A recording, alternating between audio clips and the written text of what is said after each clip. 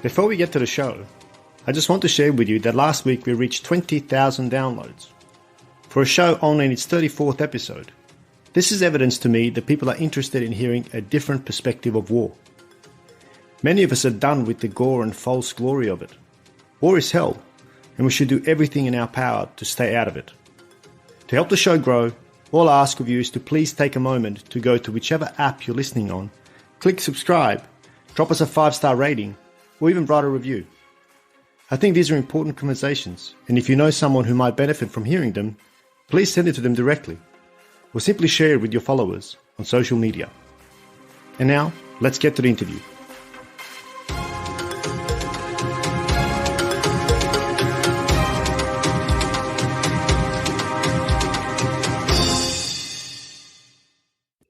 My guests today are Tom and Jen Satterly.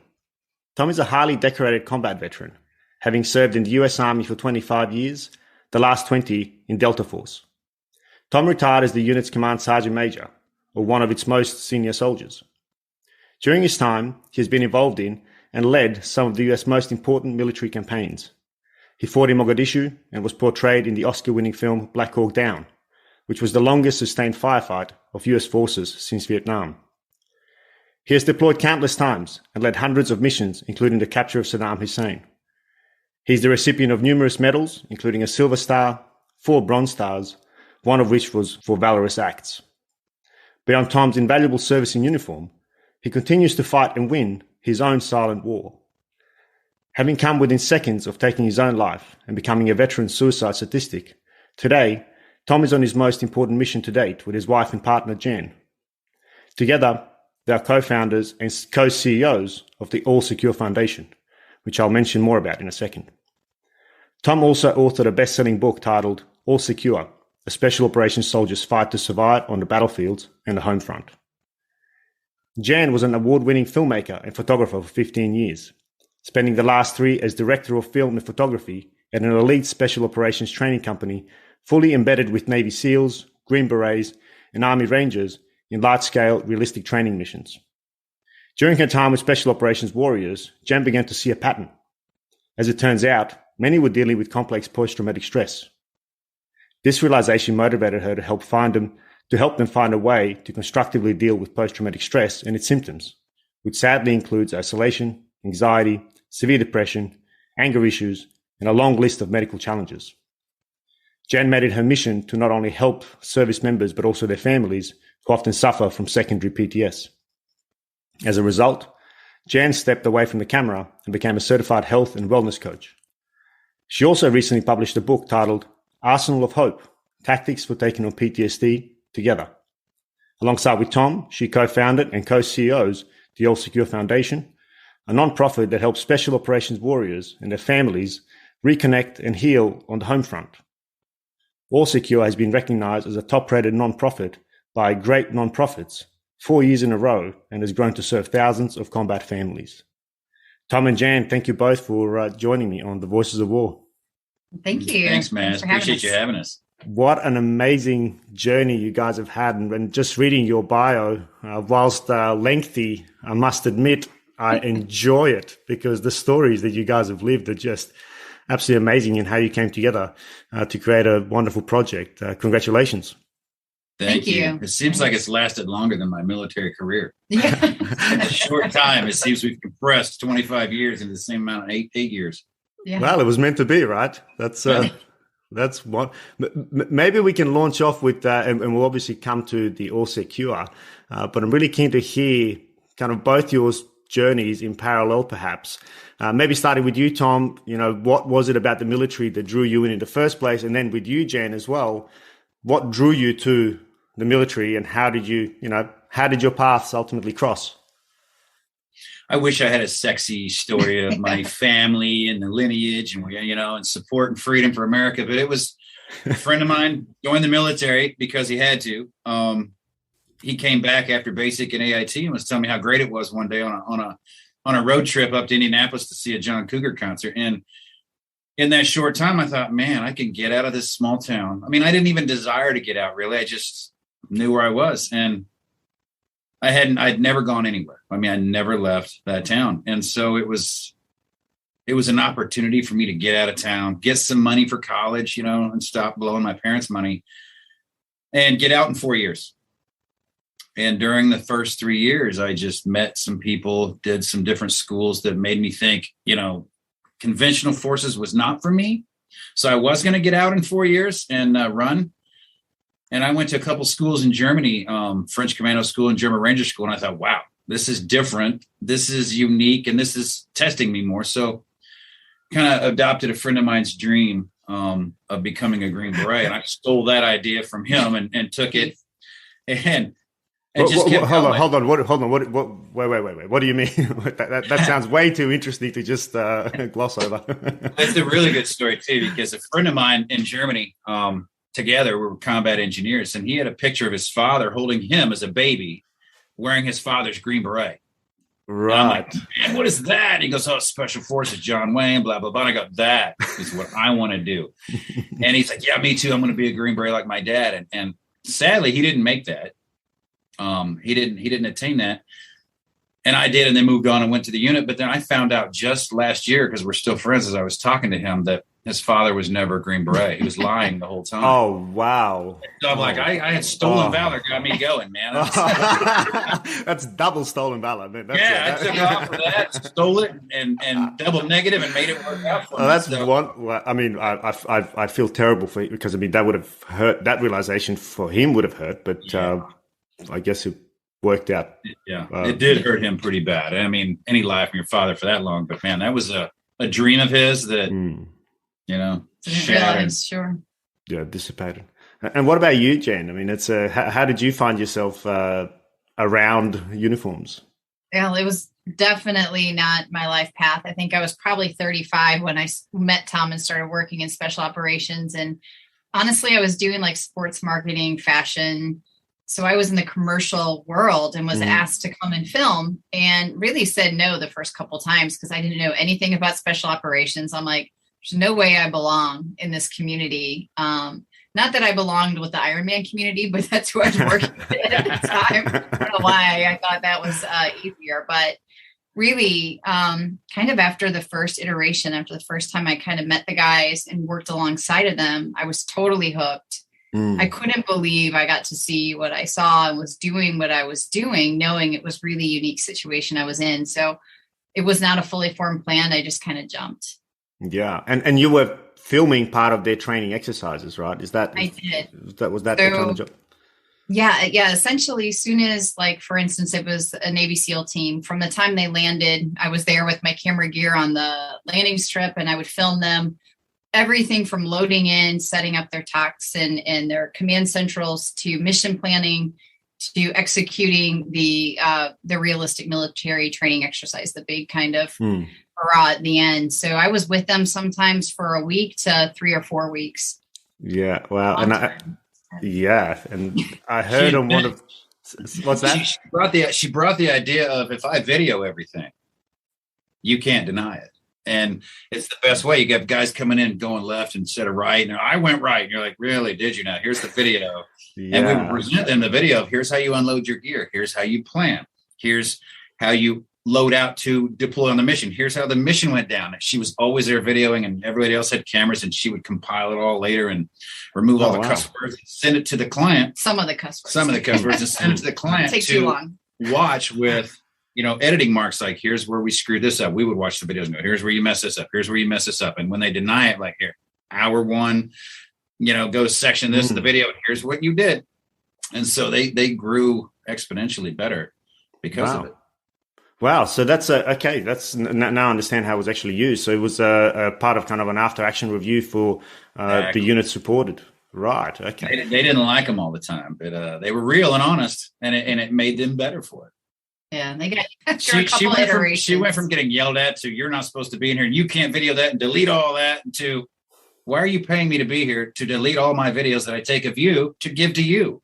And they're like, huh? Oh, yeah, okay, welcome. And then they really appreciated it after that. Somewhat appreciated it, yeah. Commanded. We're secret. How'd you get in here? It was like, the guys, if she's snuck around, you're not that secret. So oh God, she's already here. Let her video. Well, you guys have the same issues then as we do. That's interesting. It's I did have have a chuckle in preparation. I listened to a couple of your podcasts, and I think you made it a faux pas, a blunder on your first entry. Is that right, Jen? You referred to Delta to oh my God, to when I called him an right... Navy SEAL. That one? Yeah. I did a lot of blunders. I mean, I could have a book of blunders for sure. Yeah. I mean, totally outside of my element. They walked me to meet Tom.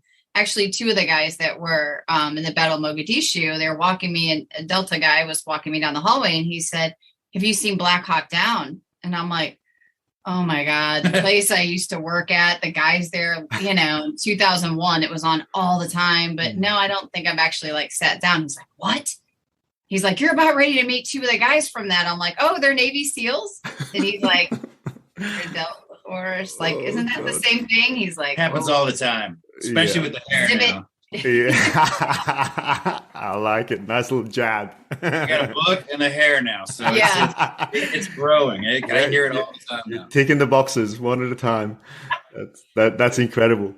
I need a movie. Yeah, well, yeah, that's right. That's next, right? That'll be next. Well, although you already have a movie, but now since you've mentioned Black Hawk Down, Jen, and I know it's something you've been asked to death about, Tom. But I think my audience in Australia and around the world will be keen to hear from somebody who's actually been on the ground and lived through Black Hawk Down.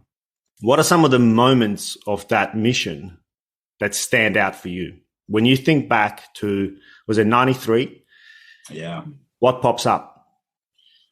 Wow. You know, we did 5 missions before 3 October that were what combat everybody thinks combat is, civilians alike, you know, minus the movie stuff and the grandiose battle scenes. But it was just the good guys walk away and we high five and tell stories about it later. So that was what I thought, you know, I got my fill of combat, but 3 October, what sticks out are chunks of the day. Like if I sat here, just spit it out right now, I could spit out chunks of that day and night that I probably couldn't lay down on a timeline other than on infill,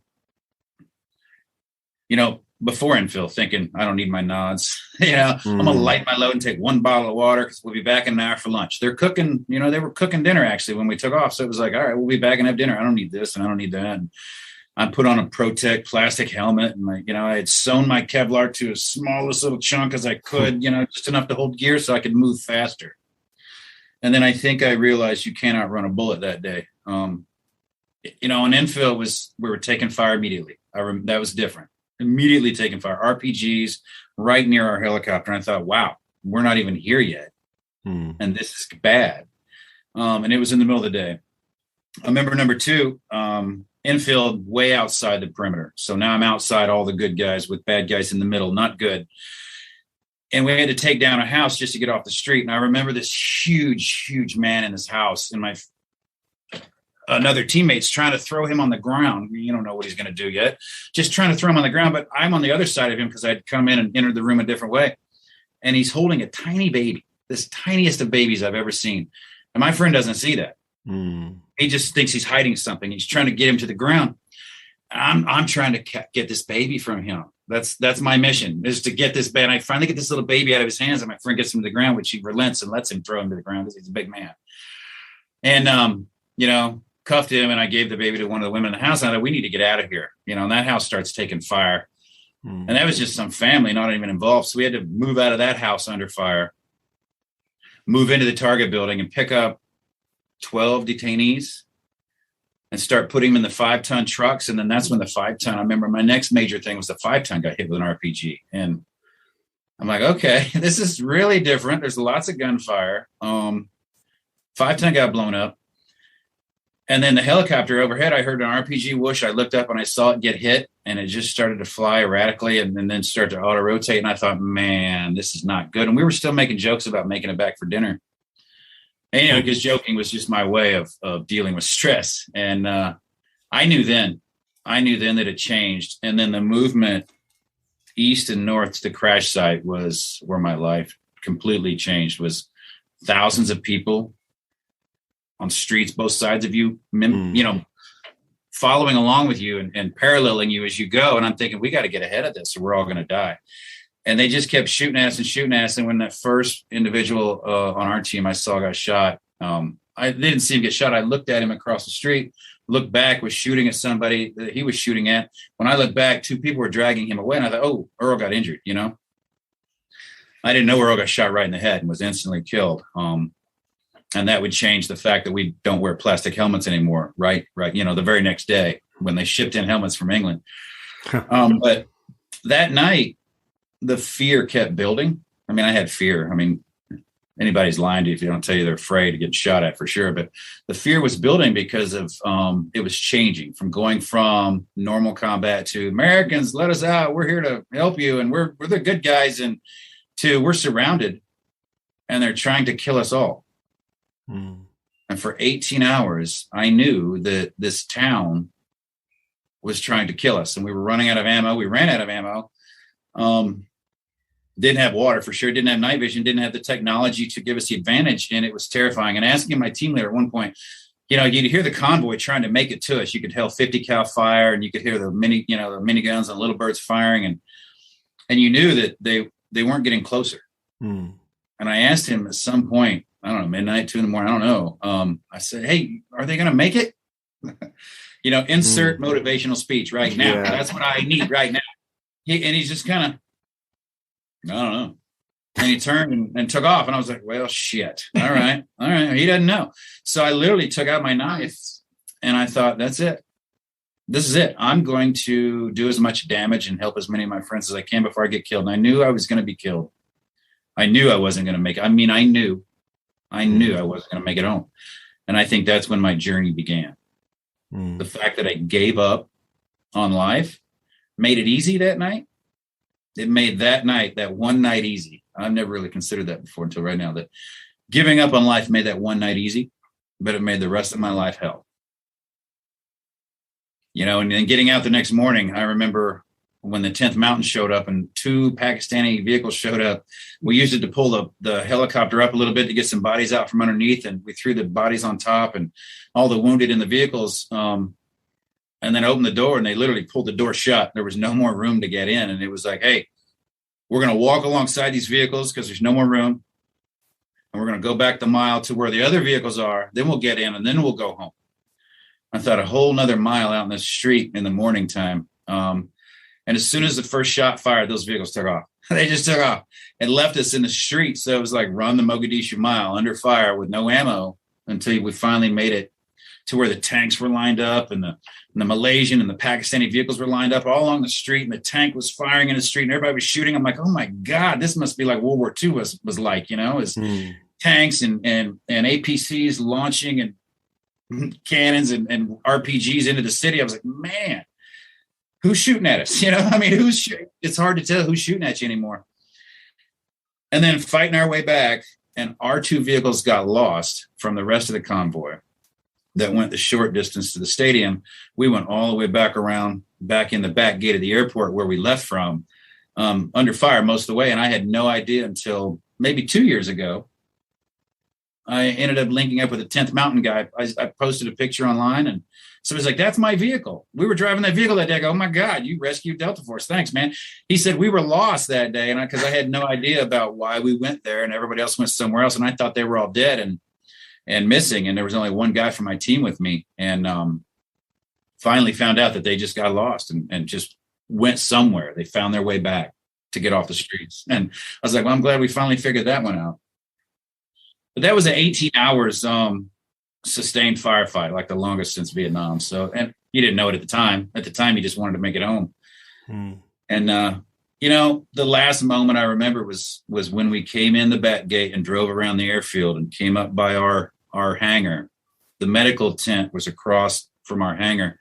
And as I rolled up, I saw probably 12 bodies covered up, laying on the street, just lined up. And we wore different boots. Right? We wore black Adidas, assault boots at the time. Rangers wore different boots. And I could see that some of those boots were ours. And there was a lot of them. And then I saw like an RPG sticking out of somebody's rib cage and sandbags stacked around it in case it blew up, because somebody got shot with an RPG so close, basically was harpooned to death. And turning the corner and the smell of bleach, the morning heat on a tarmac and sand where they were trying to clean the vehicles out of all the blood and then send it back out and then more bleach. And I remember that smell. And if I smell bleach or the heat of a morning, it takes me right back to that day every single time. That is, I mean, not a nutshell, but that's my night and a wrap up of events throughout that night with chaos intermingled in between and so much more that I couldn't even capture. You know, you'd have to talk to each individual there to get the entire story of what each person sees in a combat zone. I mean, there are so many points there that I'd like to pick up on, but maybe I'll first go to Jan. What do you hear when you hear that story? What goes through your mind? God, I watched Black Hawk Down after we met, really kind of before we started talking. After I met him and had to kind of eat crow after my embarrassing hallway journey with another unit member, I thought I better go back and watch this. And I remember saying out loud, how does anybody come back from this okay? How did any of these guys come back all right? And then, over the next 8 years, I learned that nobody comes back from something like that okay. And so, I don't know, to hear Tom talk about it now is so different than even 8 years ago when we met. And, the first time I asked him about Somalia, I basically asked permission. Like, is it okay if I ask you questions about this? I don't know. Is that a faux pas, or I don't want to glorify it or horrify you? And Tom was like, oh, I don't care. Whatever. You can ask me whatever you want. And I think the second question I asked was something about Gary Gordon in Randy Shugart, and he just lost it. We were sitting outside kind of tucked away in a cafe, and I thought, oh my God, what did I just do? We had just started dating, and he couldn't get through the story, the memories of it for a year or two, without breaking down. So to hear Tom talk about it now, what I hear is almost a peace, that he's processed it, maybe not fully, but in a way that is much more significant than 8 years ago. And I don't know, I hear a lot of healing in it, a lot of pain. And he always has these little light bulb moments like he just had with you, every time he retells that story or thinks of a certain point. I never thought of it that way. I think it comes from, the healing work he's done, especially the last 8 years, is that things kind of that fog from the trauma gets lifted a little bit, and little bit more details are resurfacing for him. And, it's heartbreaking, and it's also heartwarming at the same time to see the pain, but to see the healing as well. And it's kind of strange we're talking about you, Tom. You're right there. I can hear you. Guy right here. When I was listening, I mean, the emotion is raw and there and real. But to me, it was almost like you're rereading a chapter of a book. It was that's what it sounded like. And why I loved when you kind of said, oh, that's the first time I said that. It's almost like when you reread a really powerful book, you read something new every time. And that's what I got, because I know you've been asked this so many times. You've kind of been asked to replay the story in your mind so many times. But it was amazing that the emotion is still there. It's real. But how do you what is your connection to that story now? I mean, is it painful? Is it, what are the, because I could see the emotion. The emotion is absolutely real, but I just wonder where you are with it. If I allow myself to sit in it, depending on my mood, it can really hit me hard. It can, if I let it. I've said it so many times that I almost say it like you said, reading out of a book. And it's cathartic, but I'm brushing over it to not go deep, because if I go deep, I can't talk. And so podcast is for talking, you don't hear me crying. It's very emotional. I don't think it will ever go away, those feelings. I still hide from certain things. We just went back to have the silver stars pinned on, the upgrades after 28 years. You got an upgrade. I was like, oh, okay, thanks. I find myself avoiding certain friends of mine, avoiding, hey, I'm having a party tonight. Let's just go hang out with her. I stay more quiet now. I don't want the war story stuff. We do it all the time, and we do it to heal people, but I don't want to live in it. It rips in my soul to literally go back and be in that day. And when I tell it, I can brush over it. I'm not in that day, but when I dive deep, I go to that day. I go to those feelings, and they can get a hold of me. And that's a fight. I mean, not that I haven't, like Jen said, I put in a lot of work. After a lot of years of not doing any work and ruining a lot of lives, including my own, I finally started putting in the work, and it's been good 7. I retired in 2010. Somalia was 28 years ago.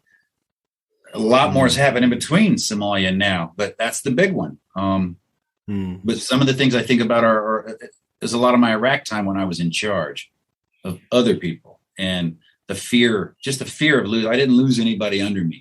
Some people were injured under me. I didn't lose anyone directly under me at a level to where they were directly under me. Yeah. That's a blessing. I sit back in that, for sure. But I know the stress and anxiety of being in charge of people that go on target, because of you. And if they die, it's because you wanted them to go there, and luckily that never happened to me, but that took a bigger toll on me than being a young stud with no mind of my own, running around breaking things and shooting people and trying to stay alive. The adult version of me in Iraq doing the same thing with kids underneath me running around wanting to break things and shoot people. I'm like, hey, no. That took a different but deeper toll on me, Yeah. And you were, so I was just going to say, you were that kid in Mogadishu, right? Yeah. Because you were pretty junior at that point in time. I didn't know anything. I didn't know anything, man. You're 25. It's like, what is this? I don't know. It looks expensive. I'll break it. That's what I do. I'll break that so nobody can use it. If we don't keep it, I'll break it. But I was the first guy in the door, man.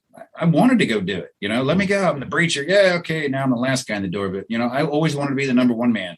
You even had your team leader pull you back. My first hit in Somalia, I cleared half a house by myself, and my teammate catch me, running behind me, because I was wrong, man. I was jacked up, ready to go. I'd go in a room and look left, right, real quick, and then go and keep going. I'm like, I was just gone. And he finally caught me. He's like, man, your tactics are fucked up, but I'll give you an A for effort, Slow it down. I'm like, all right. I didn't think about it until then, and then after that, it's like, do your job, let others do their job. And it flows nice and smooth and nobody gets shot in the back. It's an excitable little guy. But yeah, I was the number one stallion. And then growing up and going through all those positions, and then you're in charge of these people, is like, oh, it's a nightmare. Yeah. Yeah. No, but I mean, I find it interesting that you made the point when you're talking about reflecting on Mogadishu, that it was, it made that night easy, was to let go of life, basically. And that was the beginning, arguably, of your career in Delta. And now reflecting on seeing the other young guys who are experiencing the same adrenaline rush, the same adrenaline pump, the burst of energy that you experienced. How did that shape your leadership? Or how did Mogadishu and that realization of, letting go of life shape your leadership style going forward? I was lucky in that I got in Delta young.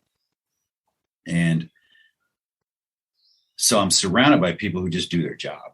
You don't have to deal with problems in the unit. They handle themselves.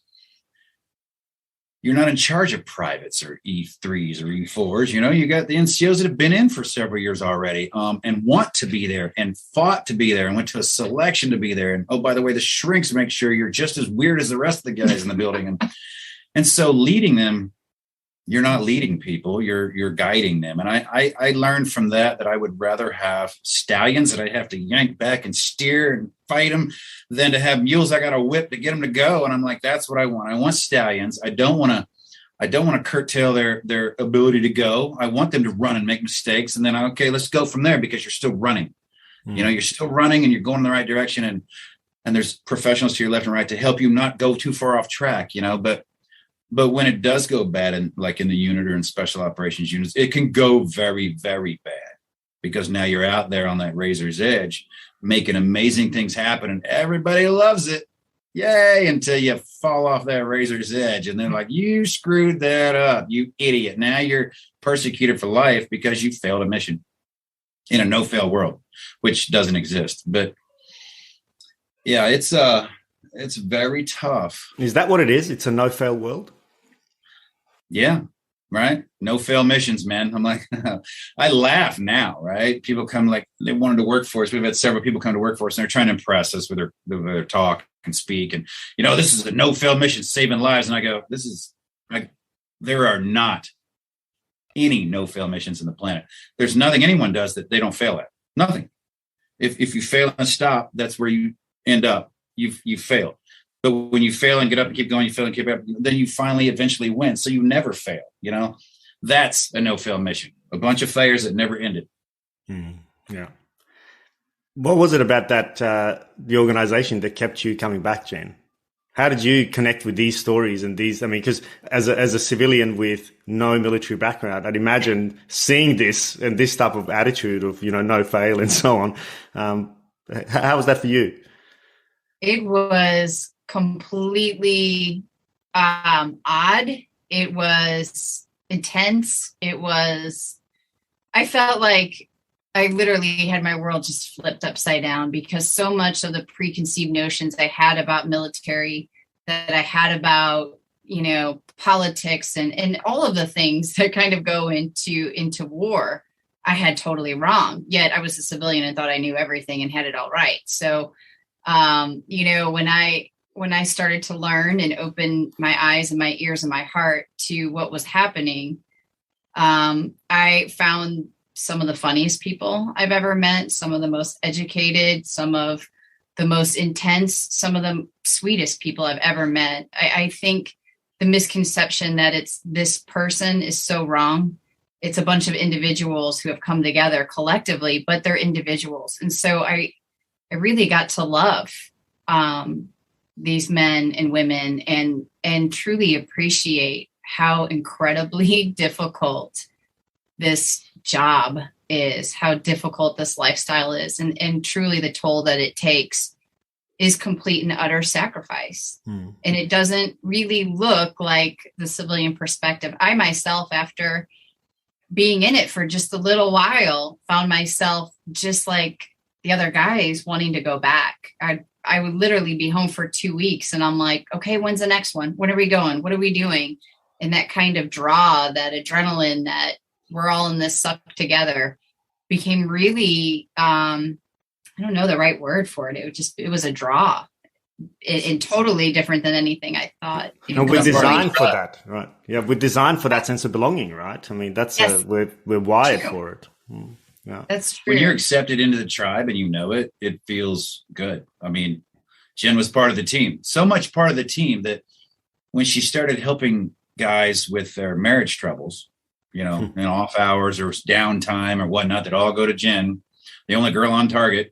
They'd go talk to Jen, and she became the den mother of issues and problems. And she became so part of the tribe that when we had off time, some of the same guys that would come to her for marriage counseling and help would also, hey, you want to be my battle buddy? That chick's hot over there. You want to help me pick her up? She's like, if that's what you think. Now, would your wife like that? And they're like, oh yeah, I forgot.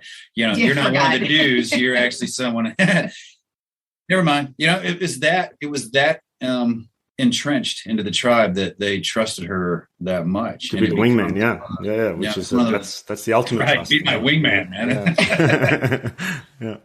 Yeah. That's and I guess that would have really opened your eyes to the troubles that are also brewing below the surface. I really like the point that you also became maybe even addicted to the adrenaline, to the rush, to the going back.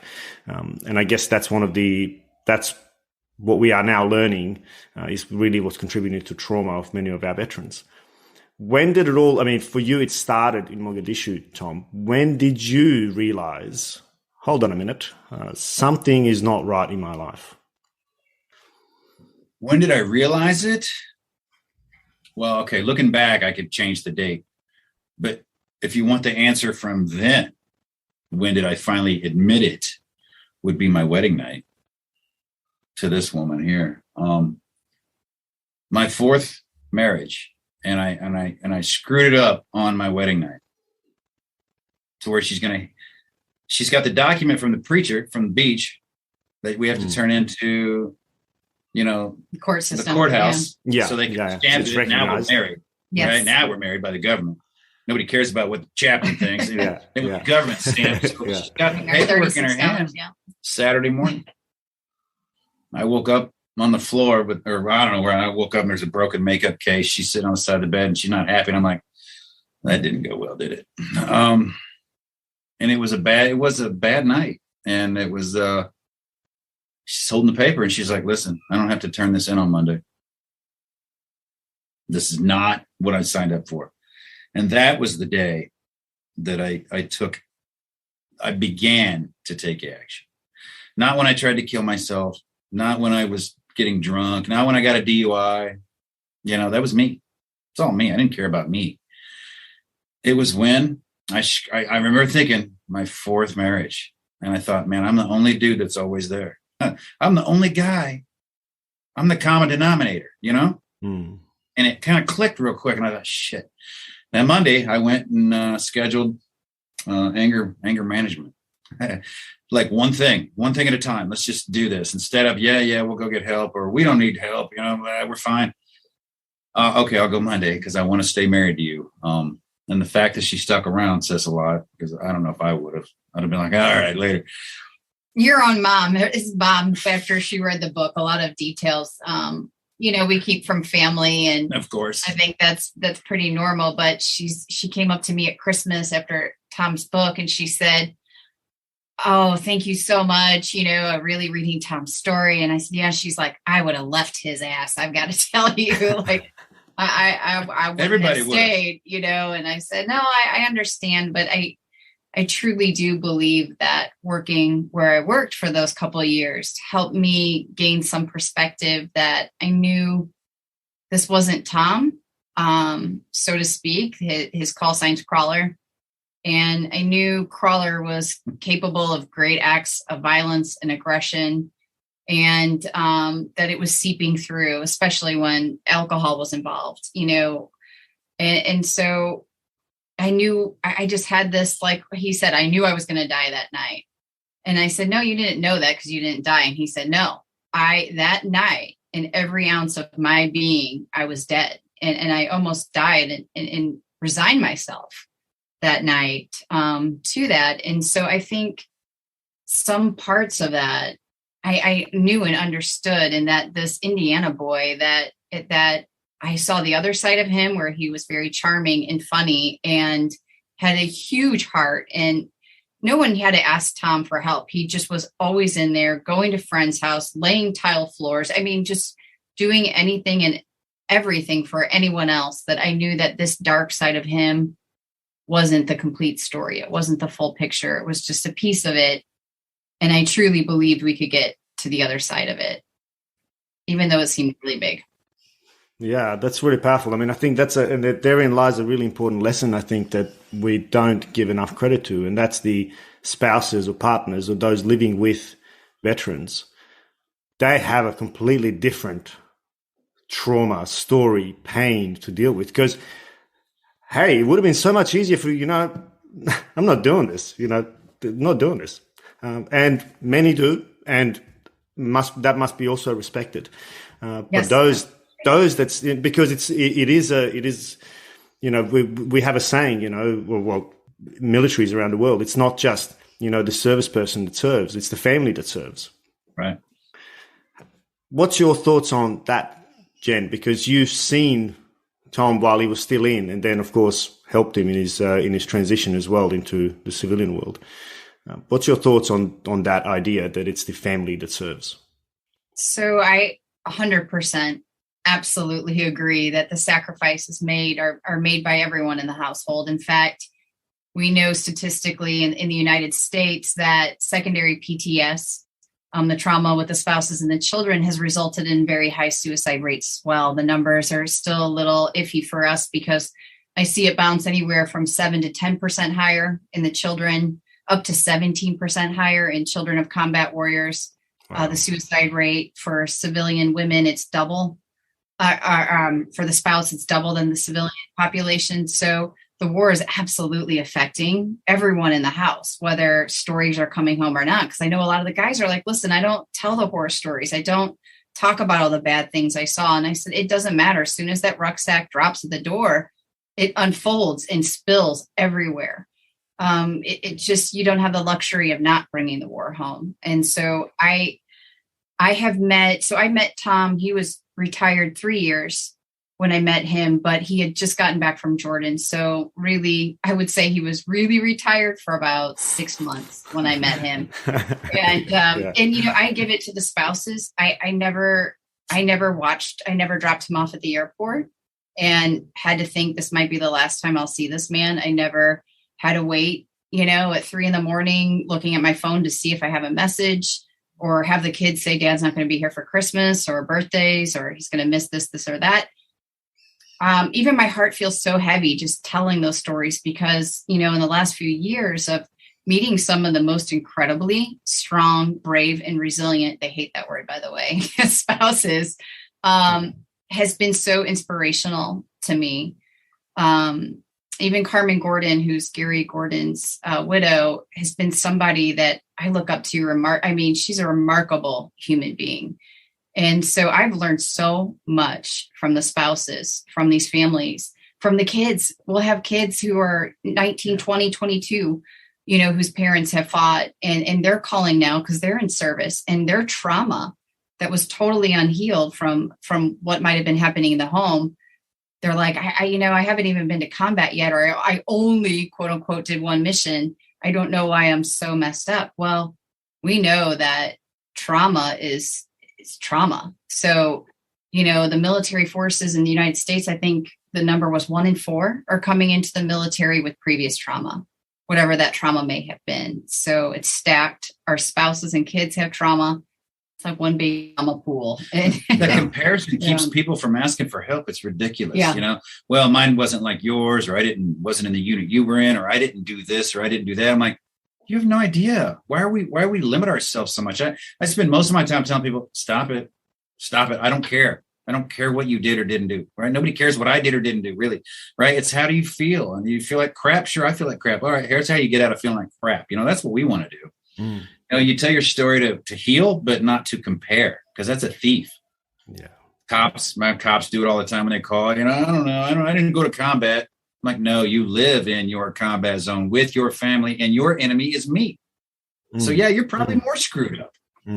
They just don't think of things like that. They just compare and consider themselves, you know, well, most military and law enforcement, first responders, they do for others first. Service, yeah. Never do for the self. So when Jen wanted to start this up, it was about families equal, oxygen mask first, then you can help other people, you know, and it's what most people want. 90% of veterans want help in their relationships.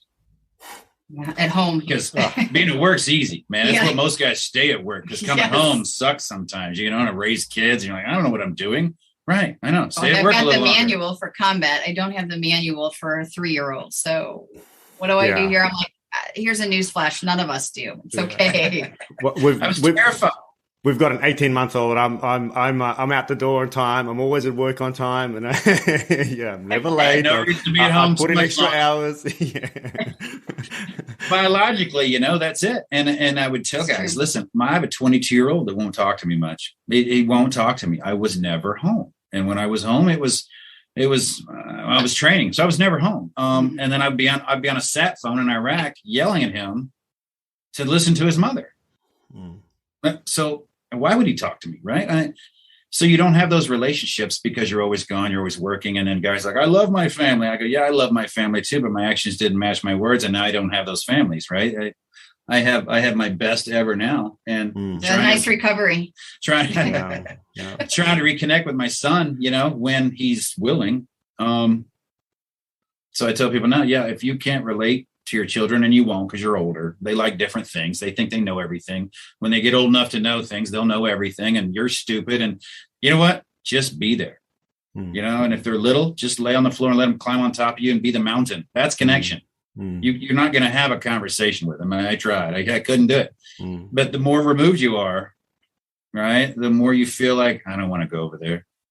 I don't want to talk to that little baby. I don't know what to say. I'll just screw it up, right? So we all stayed away. And now many of my friends have issues with their children and their relationships. So here's one for you, Tom. Is it even possible to do the type of work that you did? And I was never part of the SF community, but I have a lot of my brothers who I would consider my closest friends, my brothers who are in the Special Forces community in Australia. And many of them are struggling. There's no question. Whether they know it or not, that's probably the bigger challenge, right? To figure out. They don't know. They know it. They just want They're denying it. Exactly. Right. So is it even possible to do the type of work that you did and these guys do and staying healthy, well, mentally? I'm trying to think of families that have well-rounded children that were with me the whole time. Or even just staying mentally fit. I think it's very difficult. You have to put in a lot of work. And I don't think any of us or most of us put in any of the work. I didn't put any of the work. I went to work. I came home. I went to work. That was it. I didn't do anything to mitigate the in-between. I didn't do anything to work on, my anger. I didn't do anything to work on my anxiety or my, being paranoid about things and always being on alert. I didn't do anything. Hypervigilance. So big one. If you put in the work and you pay attention to it, that's kind of what we're talking about now. We're getting these young soldiers. We talk to them as they come into the SF community. We're talking to them halfway through. We're talking to them as they graduate. Hopefully they take that on and pass it along. Meanwhile, we're talking to all the leaders along the way too, to consider putting in work at home, because a relationship is a job. And if you don't work at it, you'll fail at it. If you don't flirt, then you get bored with each other and someone else flirts and then that feels good. So that's why people cheat. You have to put work into whatever you want to end up, good at. I want to have a good relationship. I better put in the work. Yeah. I can be a commando and do that. I can, guys tell me, well, when I'm overseas for my 4 months or my year or whatever, I don't like to call home because it takes my head out of the game. I go, well, then you're a shitty warrior. Because if one 5-minute phone call takes your head out of the game once a week or once a day or once a month, whatever, then you're not a very good warrior, that you can't recover that fast, or you can't write home or email home, right? There's so many ways to do it electronically now that it's ridiculous to say that, to exclude the family members for any reason. You don't come home and tell them the gore stories. You come home and tell them, I was affected by some horrible things I'd like to talk about or share with you so we can share this experience. You don't have to tell them about the details because the family always knows. You guys are all in the soup together, though, and it's so hard to see through pea soup like that. It's just thick, and it's encouraged amongst each other. I think that was one of the things that was really kind of shocking for me. Like in the first year, I was like, oh my God, if people heard the way that these guys talk, holy crap. Even amongst themselves, it's really toxic a lot of times and dangerous almost. I mean, when you look at the epidemic of suicide, it's deadly. And so mental health and soldiering should go together. They should be part of the training. It should be worked right into basic all the way through, because honestly, Tom tells a story about someone that was talking and interrogating a cow in a field, right? Like he's talked about this before in Iraq, and it's a very stressful situation for him due to multiple things that were happening during that mission. And what it came down to, the guy was on Ambien, so much Ambien, he didn't remember that he was on Ambien.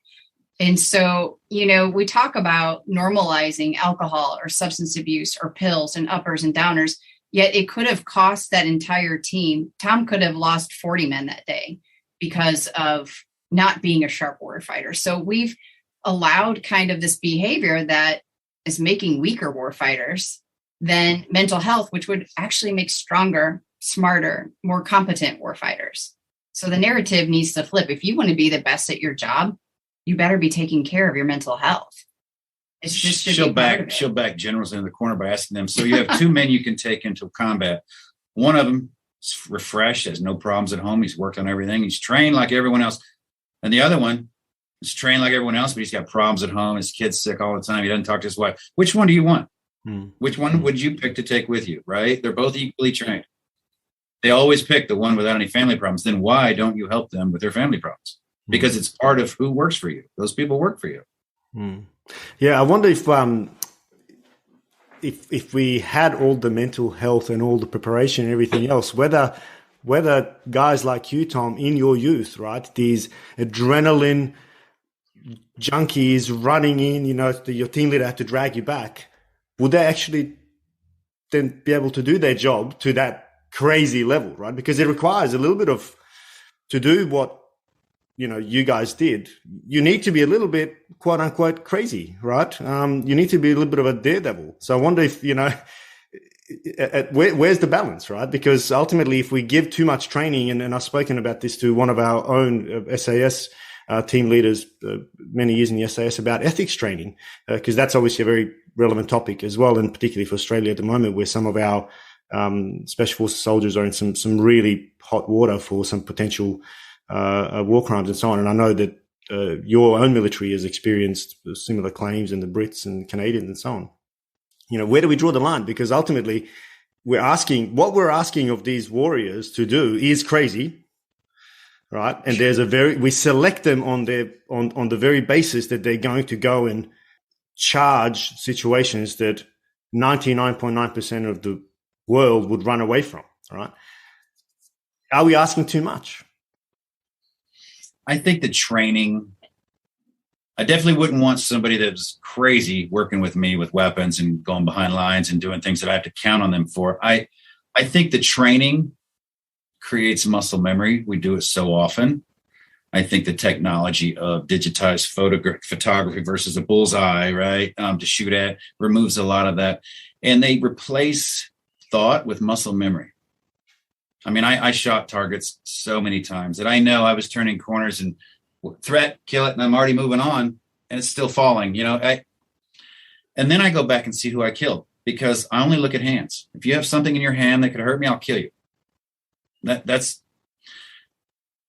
moral injury comes later, because when I've settled down, muscle memory is gone, and I've got the years to think about the lives I've taken.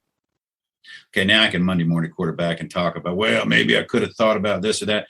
I would rather have somebody that's mentally capable and completely sane and not crazy at all, but highly trained and has high ethics. Because you can do both. You can do both. You can know not to kill somebody. You can know that you're angry, so you're shooting more people than you should have, right? Because your friend just got killed. That's wrong. And we all hate to punish the good guys because we're all the good guys, right? Because terrorism, we're going to kill them. But then again, they think we're the bad guys, right? They think everything we do is wrong, right? So I know that we can do what's right and still get the job done. I know it takes its toll. And I know that when you add 200,000 people to a battlefield, that you're going to have some people that don't do what's right. The focus is going to be on those who don't do what's right. No one's telling the stories of the good guys and we're doing good things. Oh, we bombed a baby hospital. Maybe we did. Maybe it was a storage facility for weapons that used to be a baby hospital. It's all in the information highway out there and the mitigation of that. But I would much rather have a highly ethical, highly moral person who follows legal, laws, that's highly trained. You're still going to have problems, but those problems be less. They might not be the big problems of murder or whatever you want to call it in combat. I mean, I'm not judging anybody, right? Yeah. I only have to live with my decisions, and I know what I've done in my life, and I know that even the legal ones messed me up. Right. I can't imagine having illegal things that I had done that I'm hiding or I know is there that would weigh on me even more. I have enough to deal with moral injury of thou shalt not kill all my life. And then I killed so well, I didn't think about it. I never gave it a thought. I just wanted to live. And then down the road, here it comes. Those memories are always there. And so now you think back, I killed so many people. What about all their wives and kids? What about, they're the good people to them too. So yeah, it's perspective, right? And what side of the fence you're sitting on, who the good guy is. Yeah. Oh man, there's so many things that you're mentioning there that are just, my entire podcast, we didn't get a chance to speak about it before, but I'm a child of the Bosnian War, where, atrocities gained a new name. My old man was on the front lines for 3.5 years in proper, real trench warfare. Wow. Suffers, doesn't want to admit it. He'll probably listen to this, slap me around again, which he does every time, right? But that's part of it, right? But there are so many things that you just said now that have kind of triggered what my podcast is all about. And this is one of the things that I'm actively trying to help people understand is that we have a tendency to hang out the few bad apples, quote unquote, right? Those few that are just gone rogue and are crazy. And hey, they weren't born that, the circumstances shaped them. War shaped them. War is ugly. And we don't give that enough credit to, when you don't sleep for 18 hours, you are considered legally drunk, right? But we're going to throw you out of but we're going to throw you out of a plane. We're going to gun you up and we're going to put you into this completely uncertain environment, time and time again, and then uphold you to some rules and norms that are just impossible in that environment to uphold, and then throw you out and pin you up as, the rogue or bad one who's gone and done bad things. But those that send our warriors, they do so with impunity. Yeah. Yep. Yeah. Wash their hands, right? That's why we have cutout men. Yeah. Yeah. Well, no, it's exactly right. But looking back on your career and just some of the things you mentioned now about moral injury and the things that come back, I don't know if this is a fair question to ask, if it's a hard question to ask, but see where it lands. My intention is pure. Was it all worth it? I think about this every time. You think I'd have the answer ready? I think it evolves. I think it changes. Was it all worth it?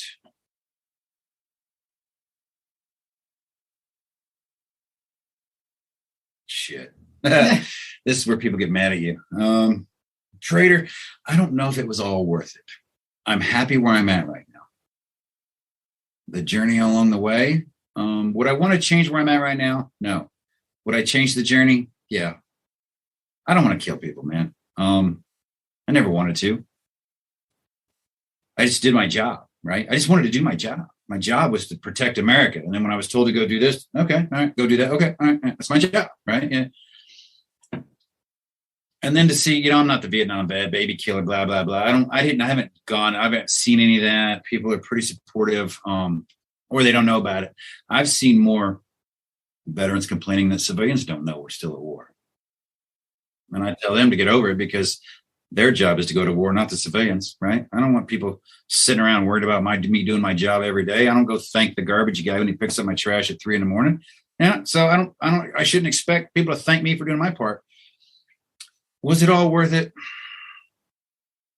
Not my journey. Would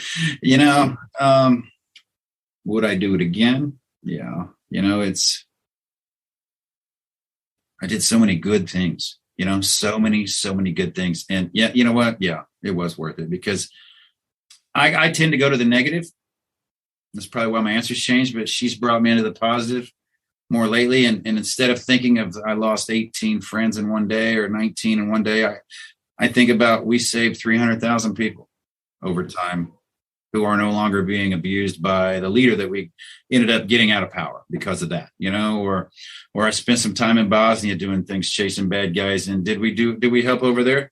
Sure. Was it worth it? Yeah. I think we helped people, get their lives back in order. I think you have to stop the bullies at times. But who's the bully? I don't know who the aggressor is. Who do we help? That's not my job. My job is to go in and do what I'm told when somebody figures out who we're helping. And then you get blamed for that too, right? You get blamed for, you're doing this. Well, I'm doing my job, and that's not a way of getting out of something. Like, well, I'm just doing my job, man. It's like my job is to do this by our duly elected leaders who, by the way, you voted for. So don't blame me for who you voted for if I got to go listen to them. But yeah, I think for the good of humanity, America, the Western world, those of us who pretty much agree on kindness and humanity, and by the way, don't mess with other people for no reason. Yeah. I think it was all worth it because of the lives we ended up saving that I'll never know about. I'll never know about the 100,000, 300,000 Samoans that didn't starve because we went there, right?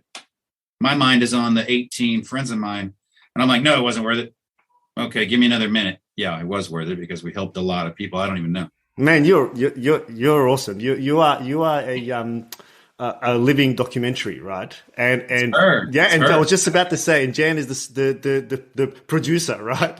Why I say that is because I'm watching you, and I watched the transition from the dark, where you went, was it all worth it, to the protagonist and the rebirth and it was worth it, man. Like, yeah, no, but you know, it's I take my hat off to you for it couldn't have been easy, right? I mean, you were a senior soldier in, one of the premier tier 1 units, right? It couldn't have been easy, and it's probably not easy still now to show vulnerability as you do, which I take my hat off to you for. I think it's admirable, and, I hope those listening take something from that, because I think it's very easy for us to just kind of sweep under the carpet what level of soldier you were and to what extent you were operational, hundreds of missions in God knows how many countries, right? That's not something that every person, not even every soldier in all of our Western armies can relate to, right? So this is the kind of, you were the action figure that most of us dreamed about being, right? And I don't mean to piss in your pocket here. It's probably a different life for you. It probably feels like a different life that someone else has lived, right? Because it's kind of gone, right? But to now be able to sit back and, in many ways, give back your lessons with Jan and I'm sure she's the producer. You keep pointing, but I mean, I think your story is so admirable and amazing, which is perhaps a good pivot maybe to now go to the positive side, and that's the birth of All Secure. How did that come about? Where did it come from? It really came from going on these RMTs. I kept telling Tom, I said, listen, as much as you're breaking my heart, these guys are breaking my heart too. I have a lot of broken heart moments that are happening here. And it really started to become devastating that I was looking at, we'd have a SEAL team. I think probably a few teams, I got 2 to 3 iterations with them over the years before they would deploy and come back and deploy and come back. And I would see guys that on the first iteration that were like 24. And then, at year 3, I'm like, they're 27 going on 47. Like, this is beating the shit out of them. And, there were a couple in that time. Also, Tom had lost a few friends to suicide, and that was becoming more and more common as well. And I just thought, who's helping on the home front? What's being done here?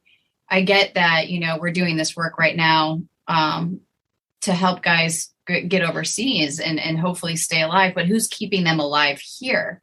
When you look at the statistics, they were mind-blowing to me. In fact, I didn't even believe it, honestly. I thought when I heard 22 a day, I'm like, wait, 22 soldiers kill themselves every day. I'm like, that number's not right. There's no way the's over 8,000 deaths a year that, like, we don't know about. She was right, though. Yeah. And that number's wrong. It is. It's probably closer to 38 a day, really. And so when I looked at it, I remember talking to Tom, and I said, how many people have been killed? Like, how many soldiers have been killed in Afghanistan and Iraq? And we looked at the numbers, and it was something like 5,700. And then to learn about 35 to 45,000 suicides, I'm like, wait a minute. Same amount of time. The enemy isn't even touching you guys. That's right. This has got to be handled. This has got to be taken care of. And so I was starting to talk to senior leaders, and they kept saying, that's not our job. And, Tom and I had a really good talk about it. He said, listen, these commanders, their job is to get these guys off the war, to train them And I said, I agree. And I see that. I can see how there's no more room in the day to worry about somebody's kid or to worry about somebody's family. I get that. I see that. So let it be us. Let us come in and be the ones to worry about the family and the kids and the warrior. Let's step into that responsibility, because I frankly couldn't look away from it. Once I learned that and I started to love these men as family, that I couldn't just turn my back. And so I said, I know I'm going to put the camera down. I'm done. I don't want to do this anymore. I want to start a nonprofit. And Tom was like, what do we know about nonprofits? No. This is crazy. And I'm like, yeah, you've done crazier things, dude. Really. Yeah, one or two. Yeah. I think what I said is you figured a few things out in your career that have been difficult. It's funny, we help people with that every day. They call and I don't know what to do. I don't know, dude. I'm like, come on, dude. Tell me you didn't overplan everything in your life, in your military career. You don't know what to do. I went through the same thing. I don't know what to do. What do we do? It's just scary. And so you lock up, your brain freezes up or something. Transition is like, after 25 years of one thing, I've got this down. It's your identity, right? I mean, you're giving up you're not giving up, but you're transitioning from one identity into another. And that's a major life event. Yeah, you don't just walk away and start something else and don't think about it. I mean, there's a big transition of, well, I got to start over as a baby, right? A baby, you don't step out into senior leadership of a company. I was in the military. Okay, I'll run your organization. Now they're like, start off right here. You got to be ready to do that. And it drives people crazy. And then they miss the action. Then they miss the camaraderie of like-minded individuals. Now you're working in a pod of people that don't care about any one thing together, and they're like, I'm miserable. I'm like, okay, here we go. You were too. I miss it. I know. I miss it so much. I go, and I tell guys, I go, what do you miss? The bad food, the bad pay, the bad hours, the fact that you might get killed today, and if not tomorrow or the next day. Was that what you miss? Well, no, you miss the tribe feeling of a belonging, unified goal, and so you got to create that again. Honestly, I think this foundation is what saved his life. It did. I mean, maybe not saved his life, but has repurposed him into another warrior, just a different battlefield. I've probably saved more lives now than I've ever saved. Well, not hundreds of thousands, I don't know, but people that... Yes, I think this role, all of that, when I watch you going through your, was it worth it? I want to raise my hand. I'm thinking, yes, but all of that led to this. And that's not for me to say, because it wasn't my journey and it wasn't my pain to go through, but from an outside perspective. And you can't look back at something and then shun it, because I volunteered to do everything I did, right? I could have quit it every time, and I loved it. And then it was horrible for a bit, but I created all of that, right? If we want to fess up, it didn't do any. The government didn't do anything to me. The bad guys obviously didn't do anything to me much. I let myself down. I didn't go get help along the way to stay sharp.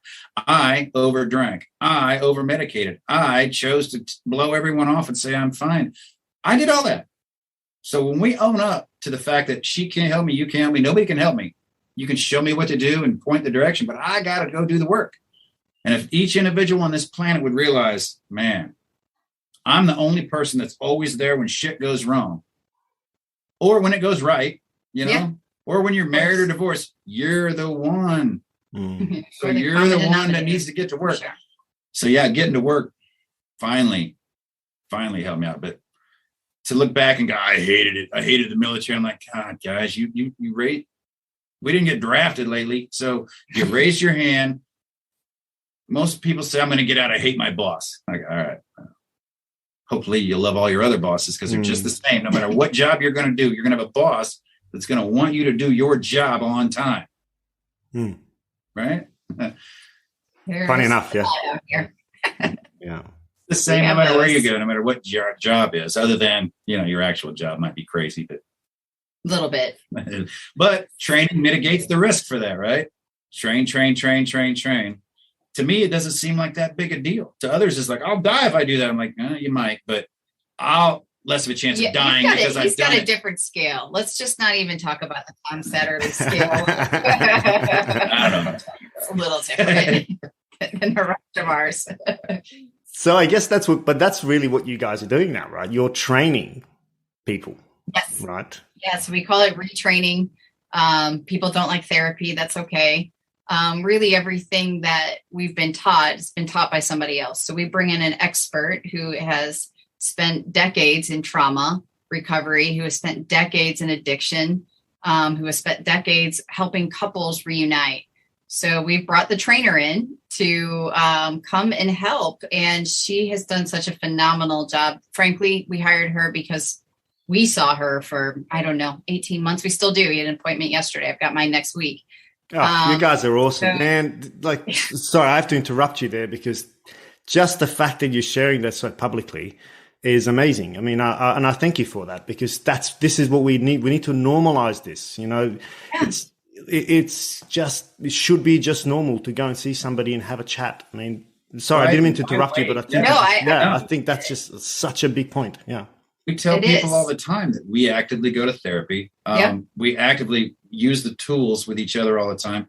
We go to all of our own retreats and sit there, and I go through them each time with our therapist, even though we're running them. And I learn every day. And I tell people, you didn't know how to shoot your weapon until somebody showed you. You weren't good at it until you practiced it. You weren't a marathon runner until you ran and ran and ran. Same with going to the gym. You want big muscles, you go to the gym and you exercise that.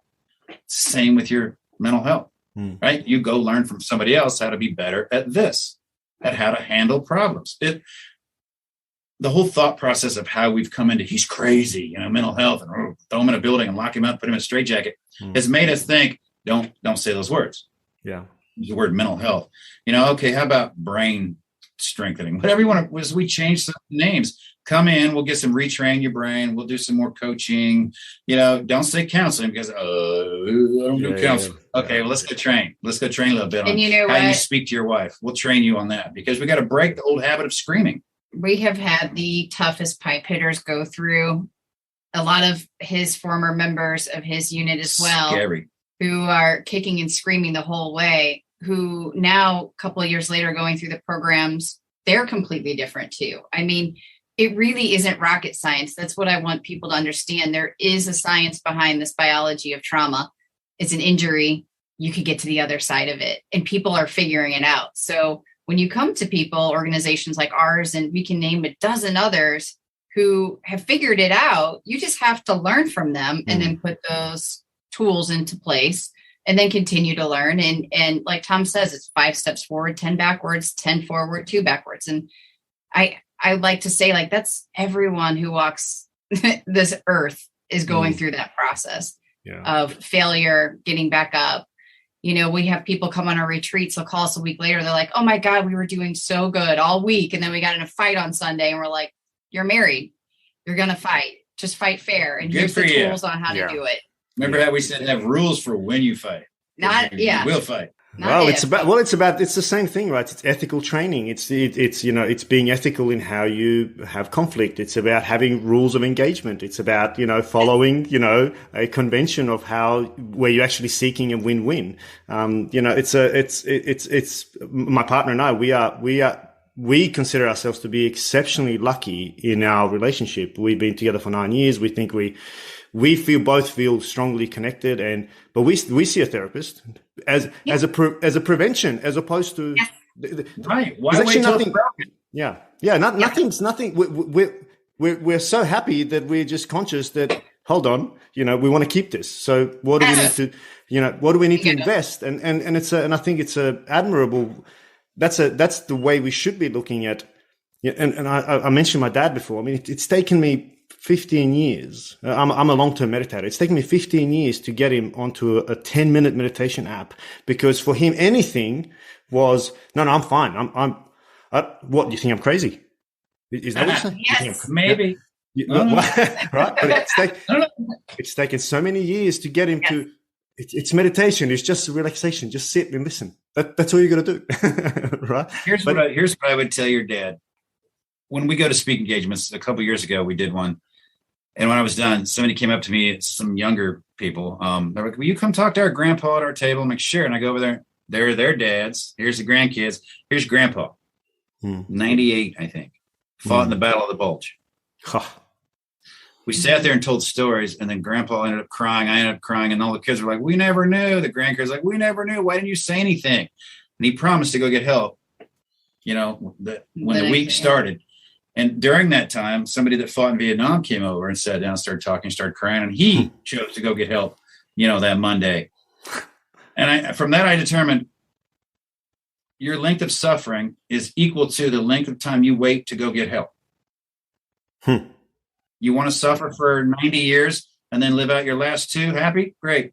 You want to suffer 30, 10, 15 years and then live out your last, 50? Great. Or you want to go right now and start, right? And it's all about maintenance. The military talks about PMCS, preventive maintenance checks and services. Mm-hmm. Don't let your weapons break because it's more expensive and takes longer to fix it. Plus, you kind of need them. Don't let your vehicles break down. Take care of your vehicles so they don't break down. Clean them so they don't break down so you don't have to wait for them longer. Maintain it, right? Shocker. Let's do that with a relationship and our mental health. Yes. I'm not going to go see a shrink until I'm absolutely nutty crazy. Then it's going to take 10 times more work to get back versus maintenance, like you're talking about. You don't get to that point. You don't break.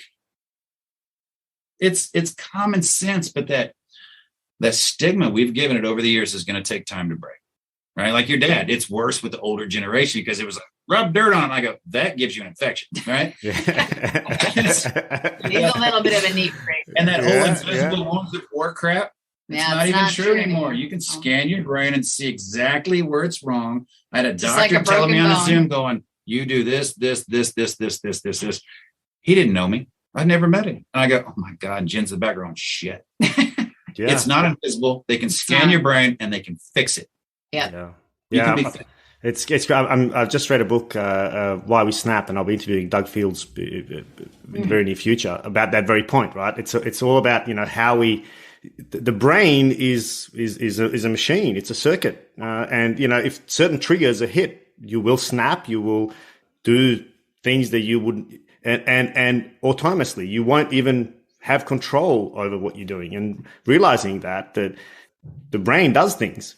If we just step back and actually analyze and assess, it can actually help not just us, but those around us who are usually the ones paying the price for our quote unquote snapping. I'm conscious of the time, and what do you actually do in All Secure? Because I don't think we actually covered that. Just so my audience actually understands what the All Secure Foundation actually does. We do that a lot. We go around and around. And usually we look at each other. People can't see us, but we usually look at each other confused. Like I dropped that sentence halfway through and I have no idea where I'm at. So that's probably what happened. Hey, I've loved this conversation for that very reason. That, I've hardly looked at my notes. I probably haven't asked you a whole bunch of questions that I want to ask, but hey, I've loved it. This is amazing. So, exactly. So what we do is we have 3 kind of different types of programs that we do. We do one-on-one. So that's either the warrior spouse, or together can do retraining, coaching with Stacey Stone. So that is kind of the counseling or therapy side. That's our day-to-day, what we do in and out, 365 almost. Then what we have are supplemental programs. So 4 to 6 times a year, kind of depends on funding for next year. We have couples retreat workshops. So those are a 4-day, really intensive. It's Tom, it's me, it's Stacey. We go to this really great place called Big Cedar Lodge, which is very nature centered. And it is part fun. There's no PowerPoints, things like that. This is really kind of experiential learning. It's not group learning. It's not group dynamics. It's straight up. This is for you and your spouse to get away, to scratch open some of those wounds. And then here's some tools to start sewing those back together. So Stacey does a phenomenal job. I really think that the community, the tribe part of that is really special, because you get one pipe hitter breaking down, talking about, one thing, why can't I control my anger at home? And every guy's nodding and every, woman's nodding, and the spouse is saying something like, why do I feel this way? Or all these years I thought it was my fault. I feel like I'm walking on eggshells all the time. And then all the women start crying, so there is a community aspect of it. But truly what we're there to do is reunite that couple and try to make that relationship in 4 days just resuscitate it, right? We're not going to be able to save a marriage, but just breathe some air into it. Well, those 4 days don't, and people look at it like, well, that doesn't sound long. Well, we're not going to help you the entire year. We can't take a group the entire year. You need more than a weekend. Yes. You know, It's just we get you started. Yeah. I'll tell you, it's so intensive that every one we run, and I'm always waiting for it to happen. And I tell them when they get here, listen, guys and gals, when we start these sessions and you go off to practice and we come around to talk to you, always there's some guy comes storming up. That's it. I'm out of here. I'm heading back. I'm flying home. You can deal with her. I'm like, every time. Oh, or the lady, wife comes over. That's it. He's never going to change and blah, blah, blah. I'm like, go back to your tables and practice exactly what we should. We'll send Stacy over. There's always a couple, they wake up the next morning. We went out that night and he drank too many because we don't lock you down. We're going to see what you do when we give you the freedoms. And he did too many and go, yeah, you just violated what we said. Set a limit, set levels, set rules, do this. And it would have worked out because it was great up until, right? So they get to learn their lessons on their own. Real practical. And we scratch them up. We bring them in the next day. And we always have people, they're always learning from each other. Yeah. Their stories are all similar. So they learn from each other. And they always come up later. And it's like, man, we were on our way to divorce. And now we're doing okay. It's like, it's not that hard to get past that unknown of, I just don't know how to talk to you anymore, right? You got to start dating again, start talking again, get to know them again because you've been gone so long. Working through that trauma that is so deep and embedded that we tell them, listen, this is a marathon and this is mile 1. So we will be with you after this. You'll follow up with Stacy. You'll continue to do work with her. You have our information. You call us. We've got you. We just want you in the fold. And then the third kind of program that we do is Tom and I will go around to different bases around the country. We talk to guys and gals who just signed up, kind of right after Special Forces. They've just gotten in. So we're this is what can be coming down the road, trying to normalize asking for help, trying to normalize this is war. Like you said, war sucks. This is what happens when you go to war. We meet with the families in the evenings a lot of times as well. And so really we're trying to get that secondary PTSD piece out in the awareness arena too, because I will tell you, out of the thousands of people that we have talked to, I always take note. He'll ask who's heard of secondary PTSD, and it's always 1, maybe 2 hands out of years of doing this. So we really have a big job of educating that this is a humanitarian issue, that there are women and children and men who are suffering from war. It just doesn't look like the typical media perspective of war-torn families, but we all have war-torn families. Yeah. And we give everyone hope, right? When they leave, they have that big bucket of hope that, man, I don't have to tank this. There is a way to fix it. I can live a better life. Reality hope. You have to do a lot of work. And we do it for law enforcement, first responders as well, too. Yeah. You know what I love about this? It's, speaking to you guys, I mean, firstly, you guys are just an awesome team. I mean, you finish each other's sentences. There's an overlap without being rude. As in, I don't get the sense that there's a competition, but you kind of jump into, but what I love is that, what you used to do, Jen, in the SF world is you had the camera filming their, real life, quote unquote, for the Special Forces soldiers. So they can then go back and, look at it and go, learn from their lessons without having the ability to escape from it. No. You said you turned right. No, you turned left. So it seems to me that that's what you're doing now on your retreats. Hey, live your life. You're in the house. We're all in the house together. We're going to observe and watch without any judgment. But hey, we're going to call you up on saying, hey, you drank one too many. You can't say you didn't because, hey, we've all seen it. Right. I love that. I love how you've connected that. You've given everything you guys have done in your lives, and of course with your experiences, Tom, to give back and to be in a leadership position, but I think in a much harder one than when it was all easy, right? As in easy in the sense that you had stallions, easy in the sense that everybody knew what they were doing, easy in the sense that everybody wanted to be there. This is much harder, right? You got to drag people into this. But maybe 1 or 2 final questions in conscious of the time. But so forgive me if I'm taking too much. But so the Special Forces guys in particular you're dealing with now. So are they mostly out, or are they still in, some of them, or? Both. It's both. We do active and veteran. So right, okay. And what are some of the principal hooks you have found? And this is more for my listeners to be aware of, is what are some of the main hooks you found of encouraging veterans and their families to step outside of the shadow and go and see help? Man, I would just really encourage anyone. I think what we hear most is isolation in it, just feeling very alone in it, that the problems are big, they're their own, they're embarrassing, they're shameful. And when shame becomes involved, it's completely unproductive. There's no good side of shame, and it can destroy you, it can destroy your family. And so, what I would encourage people to do is, I understand some of this stuff feels shameful and embarrassing to bring to the light, but you have organizations like ours, All Secure, and countless others. There's so many who are willing, wanting to pick up the other line, pick up the phone. On the other line, there's somebody there for you. And sometimes, like even for Tom and I, we'll lay the map out in front of you. We'll even say, here's the compass. Here's a direction you could go. We'll throw out our dirty laundry. And you know what? I encourage others to do the same. I encourage others to do the exact same thing. It's some of the most powerful things we see is how it's passed forward. So we had a guy on our retreat who said, I went back to Fort Bragg, went out with a buddy of mine. I could tell he was really suffering, real tough guy. And he's like, I just sat there. Of course, they went to a bar. Fine, whatever. That's the church, right? The human church. So, he said, I just sat there and I said, listen, what happened in Afghanistan when we lost those two guys, that's really bothered me. I haven't forgotten about it. It's giving me nightmares. He kind of went through his story and process. And he said, the other guy, he's like, he just started crying. He's like, and this is a guy that's probably the toughest on our team. And he's like, and all I had to do was slide over. He had a therapist local that was really amazing. Here's that phone number. Call this guy. I trust him. He helped me. That permission of, I've gone through it. It's okay.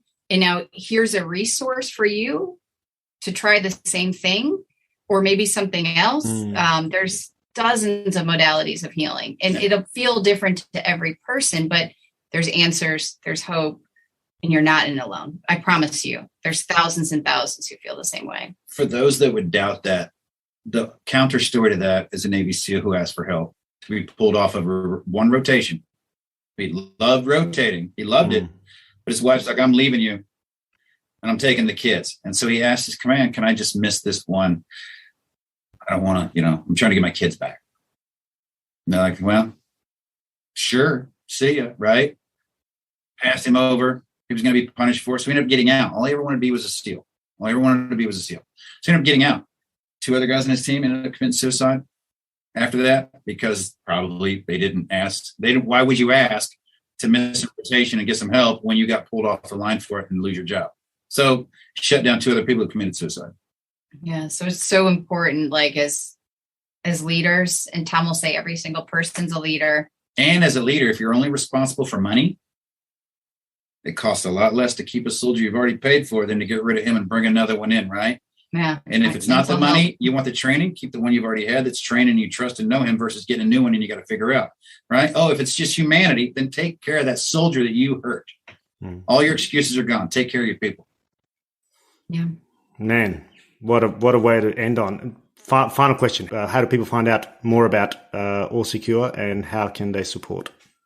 So we're at allsecurefoundation.org. That's the website. We're on all the social platforms, or most of them, I should say, as All Secure Foundation. And there's a contact form on our website. It goes directly to Tom and I. So it's not going to go to a volunteer or somebody else. If you want to share something open right out the gate, Tom and I will be the only two reading any contact. From there, we're going to help you with resources, whatever your question or issues might be. So don't hesitate to reach out. We help globally. We actually talk to a lot of people in Australia and New Zealand. So. Yeah, wow. Okay, there you go. I mean, it's in fact, a lot of my listenership is in the US, but a big part is actually in the UK, and of course, then Australia. Oh yeah, so, we like them okay too. Yeah, they're all right. Tom and Jen, you guys are an absolute power team. I'm very fortunate to have had the chance to speak with you, and thank you so much for giving me so much of your time. It's been enlightening. I've loved it.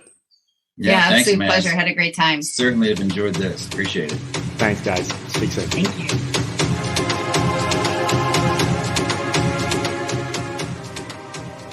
Thanks for joining us for another episode of The Voices of War.